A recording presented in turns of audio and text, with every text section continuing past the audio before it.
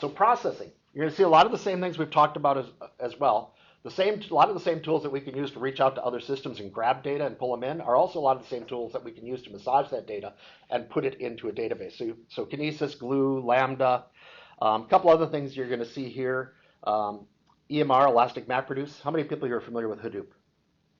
Okay, so Elastic MapReduce is Amazon's managed implementation of Hadoop. So you can go up, spin up a Hadoop cluster using a number of different distributions, run all kinds of different layers on top of that. So if you want to run Presto on top or Impala, Spark, etc., you can run all these tools on top of it, size the cluster up and down as you want. So you've got the full power of Hadoop in a much easier to use and manage interface.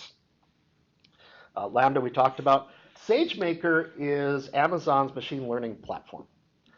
So if you want to go out and take a look at a set of data, do some machine learning work on it, and then take those models that you build and deploy them, SageMaker is the tool set that allows you to do that. And we're starting to see customers as part of their data pipeline take a look and say, okay, I'm starting to build models. I have all this data coming in, especially in real-time scenarios, where I want to apply models to it and derive new data in the flow of process as it goes to the database. So we see that one used quite a bit. AWS Batch is really designed around longer running, large kind of batch jobs. We've set this up. Are you familiar? Anybody here familiar with Docker? No?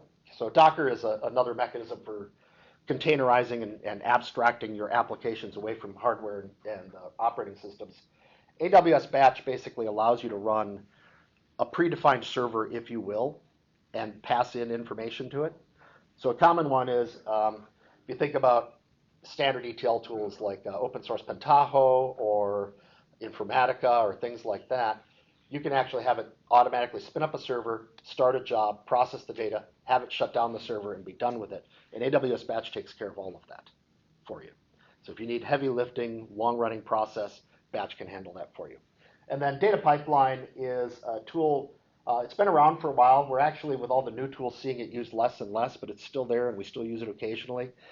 It's just a tool to help automate some kind of stepwise movement of data from S3 through an EMR cluster into a database, et cetera. But we're seeing some of the other tools like Glue and things like that start to come into that mix much more heavily these days.